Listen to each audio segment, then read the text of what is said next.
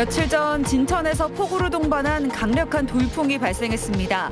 당시 순간 풍속은 사람이 걷기 어려운 초속 16m로 피해도 컸는데 돌풍의 위력을 실감할 수 있는 CCTV 영상을 단독 입수했습니다. 청주를 연고로 한 프로축구단의 창단이 재추진되고 있습니다. 적지 않은 혈세가 투입된다는 점에서 시민들의 공감대를 얼마나 얻을 수 있을지가 관건입니다. 청주시와 운송업체, 시민사회계 등의 논의 끝에 시내버스의 표준 운송원가 산정 기준을 확정했습니다. 표준 운송원가 산정 기준이 사실상 확정되면서 버스 준공영제 도입에 속도가 붙게 됐습니다. 2019 제천 한방바이오 박람회의 성공 개최를 위한 최종 보고회가 열렸습니다. 한방바이오 융복합관과 한방테마체험존 등 관람객을 사로잡을 것으로 보입니다. 여러분 안녕하십니까. CJB 8시 뉴스 시작합니다. 돌풍은 정확한 발생 지점을 예측하기 힘들기 때문에 그만큼 대처도 쉽지가 않습니다. 며칠 전 진천에서 돌풍으로 발생한 피해가 그런데요. CJB가 돌풍의 위력을 실감할 수 있는 당시 상황이 담겨 있는 CCTV를 단독 입수했습니다. 구준혜 기자입니다. 폭우를 동반한 강력한 돌풍이 지붕이 철판을 종이장처럼 바닥에 내동댕이 칩니다. 공장 앞에 가지런히 쌓아놓은 나무 팔레트도 가볍게 날려버립니다. 주택에 달린 창고 건물입니다. 갑작스런 돌풍에 커다란 지붕이 통째로 날아갔습니다. 뜯겨진 지붕은 인근 축사를 덮쳤습니다. 주택 지붕은 순식간에 와르르 무너져 내렸습니다. 와장창창창 소리가 막 나는데 이거 부서지는 소리가. 그래갖고 비가 그냥 저 앞에서 이자까지 막 들여치는 게 나. 마을에 간 지붕의 기와장도 힘없이 떨어져 나갔습니다.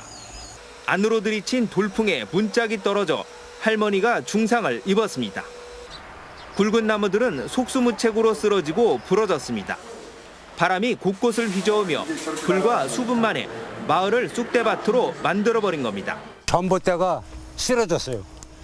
통신 전봇대가 쓰러지고 이 사는 집이 지붕이 통째로 날라가지고 저 산에가 얹혔습니다. 마을로부터 2km나 떨어진 축사까지 지붕이 모두 날아갔습니다. 바람에 길목에 있던 인근 비닐하우스도 폭격을 맞은 듯 철골을 앙상하게 드러냈습니다. 산 너머 음성군 대소면을 포함해 비닐하우스 100여동이 피해를 입었습니다. 태풍이 지나가도 거의 피해가 없는 지역이에요. 근데 이번 같은 경우는 뭐 상상도 못할 정도로 몰아쳐가지고 바람이. 당시 순간 풍속은 사람이 걷기 어려운 초속 16m. 기상청은 상부와 하부의 기온 차이에 한 대기 불안정으로 순간적인 돌풍이 발생했다고 설명했습니다. CJB 뉴스 구준혜입니다. 네, 요즘은 대형마트 매출이 줄어들 정도로 오프라인 매장의 설 자리가 점점 좁아지는 추세입니다. 세계 최대 온라인 쇼핑몰인 미국 아마존 입점에 관한 설명회가 청주에서 열렸는데 중소업체 사장님들의 관심이 뜨거웠습니다. 조상우 기자입니다.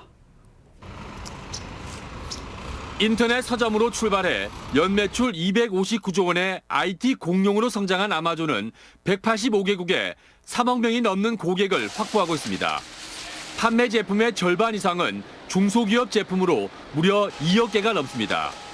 국내 한 휴대폰 액세서리 기업은 회사 역량을 아마존에 집중한 결과 연매출 2,600억 원 중 2천억 원을 아마존에서 올리고 있습니다. 올 초에는 경북 영주에서 만들어진 대장간 호미가 아마존에서 큰 인기를 끌어 화제가 되기도 했습니다. 이런 가운데 충북 소비재 기업의 아마존 입점을 지원하기 위한 설명회가 청주에서 열렸습니다. 가장 관심을 끈 대목은 아마존의 물류 대행 서비스로 판매자가 아마존 창고에 상품을 갖다 놓으면 나머지 절차는 아마존이 모두 처리하는 방식입니다. 배송, 또 수익금 문제, 그다음에 잘 팔리지 않은 거에 대한 반품이나 반송 문제까지도 다 해결될 수 있는 그런 장점이 있습니다. 한국의 온라인 수출이 연평균 42%씩 증가하는 현실 속에서 참석자들은 글로벌 온라인 시장에 새로운 눈을 뜨게 됐습니다. 저희가 할 수 있는 사업 방향을 틀어가지고 응용을 해서 다른 쪽으로 뭔가 모색을 한다면은 가능성도 있지 않을까 싶습니다. 평범한 휴대폰 케이스나 시골 대장간의 호미를 대박 상품으로 만든 건 국경 없는 온라인 플랫폼의 힘입니다. CJB 뉴스 조상우입니다. 청주 시내버스 준공영제 시행의 전제 조건인 표준 운송 원가가 사실상 결정됐습니다. 내년 하반기에는 버스 준공영제가 도입된다는 얘기입니다. 정진규 기자입니다. 청주 시내버스의 표준 운송원가 산정 기준 대부분 확정됐습니다. 청주시와 운송업체, 시민사회계 등이 논의를 벌인 결과 표준 운송원가의 85%가량을 차지하는 인건비와 연료비, 보험비 등 운송업체 이윤을 제외한 모든 부분에서 합의가 이루어졌습니다. 업체 이윤 부분은 시간상의 이유로 다음 논의로 미뤄졌습니다. 표준 운송원가란 버스 한 대가 하루 동안 운행하는 데 필요한 비용으로 지자체가 지급하는 보조금의 기준이 됩니다. 이 같은 표준 운송원가 산정 기준이 사실상 확정되면서 버스 준공영제 도입에 속도가 붙게 됐습니다. 적정 이윤이 합의가 된다면은 그 나머지 안건에 있어서도 굉장히 논의가 좀 활발히 진행될 것으로 보고 있고요.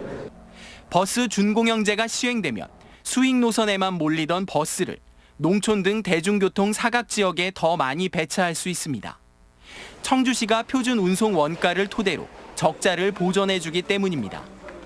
다만 업체의 인건비나 유류비 등이 상승하면 표준 운송 원가도 덩달아 오르기 때문에 지자체에 추가 부담이 발생할 수밖에 없습니다. 이 증감되는 예산만큼 시민들의 만족도가 높아질 수 있도록 저희 세심한 좀 배려와 좀 감시 견제가 필요할 것 같습니다. 청주시는 이르면 11월쯤 버스 준공영제 이행 협약식을 개최하고 내년 하반기엔 시행에 들어간다는 방침을 세웠습니다. CJB 뉴스 정진규입니다. 다음 소식입니다. 전국에서 유일하게 충북에만 프로축구단이 없습니다. 그래서 청주를 연고로 한 프로축구단의 창단을 계속 추진하고 있는데 결국은 돈 문제입니다. 자생력을 어떻게 갖추느냐가 창단의 전제 조건입니다. 이태현 기자입니다. 프로축구단 운영경비 50억 원 가운데 청주시에서 매년 20억 원만 지원해주면 프로축구단 운영이 가능하다. 청주FC 측이 의뢰한 프로축구단 창단을 위한 연구 용역에서 제시된 전제 조건입니다. 이는 현재 K리그2 시민구단을 갖고 있는 자치단체 가운데 최저 예산 지원 비율이라는 분석도 내놨습니다. 나머지 30억 원은 모기업인 SMC와 현재 접촉 중인 것으로 알려진 대기업 스폰서의 지원, 프로리그 입성 시기에 되는 관중 수익으로 충당이 가능하다는 주장입니다. 만약 K리그2에 창단이 된다면 이 가능성은 아마 두세 배 정도 훨씬 상회하지 않을까. 아마추어 리그에 속한 청주FC와 청주시티FC가 올해부터 통합됐다는 점도 프로축구단 창단의 긍정적 요소입니다. 다만 창단이 무산됐던 2년 전의 과오는 이번에도 되풀이되고 있습니다. 아직까지 청주시에 공식적 제안도 하지 않은 가운데 청주FC는 9월 말 프로축구연맹에 참가 신청서를 제출할 계획입니다. 지원 조례안 검토까지 감안한다면 물리적 시간이 부족한 겁니다. 창단 의향서를 9월 첫째 주에 제출할 계획에 있습니다. 그리고 나서 프로축구연맹에 9월 말까지 참가 신청서가 있습니다. 충북 유일의 프로축구단 창단이 과연 올해는 현실화될 수 있을지 아직까지는 안갯 속입니다. CJB 뉴스 이태현입니다. 한 달여 앞으로 다가온 2019 제천 한방 바이오 박람회의 성공 개최를 위한 최종 보고회가 열렸습니다. 내실 있는 박람회가 될 것이라는 평가와 함께 일부에서는 공격적인 한방 산업 활성화 방안 마련을 주문했습니다. 장원석 기자입니다. 2019 제천 한방 바이오 박람회는 이곳 한방공원과 옛 동명초 부지 일원에서 오는 10월 2일부터 엿새간 펼쳐지게 됩니다. 한방공원은 공연 위주의 주 무대 등 10개 세션으로 나뉩니다. 산업과 힐링 체험을 강화한 한방바이오 융복합관과 한방 테마 체험존, 소망 터널 등은 관람객들을 사로잡을 것으로 보입니다.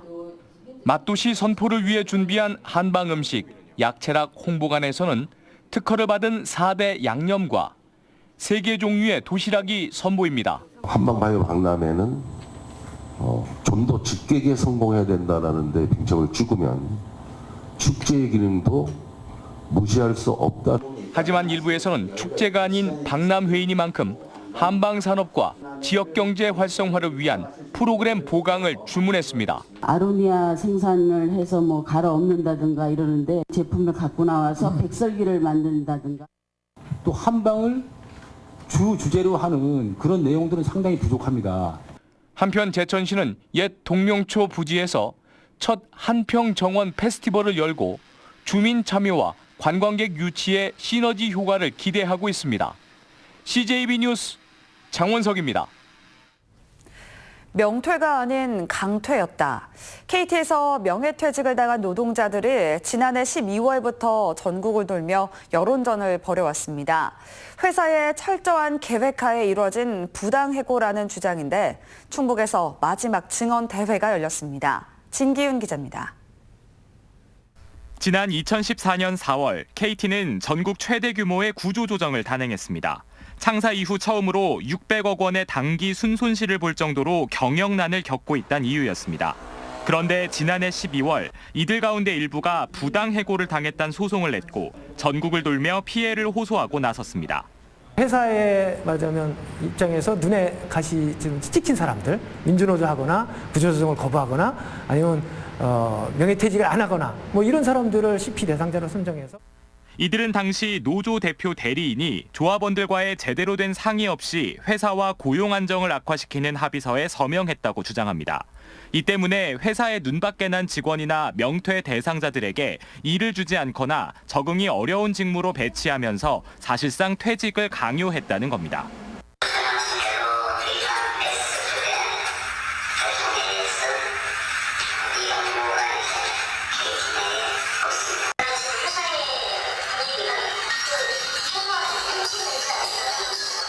명퇴 희망 대상이 그 1순위다 보니까 굉장히 날이면 날마다 원문을 주지 않고 빨리 써달라고 하죠. 당시 명예퇴직한 노동자는 8,300여 명. 이 가운데 413명이 해고 무효 확인 소송을 제기했고 앞으로 소송 참여자는 더욱 늘어날 전망입니다. CJB 뉴스 진기훈입니다.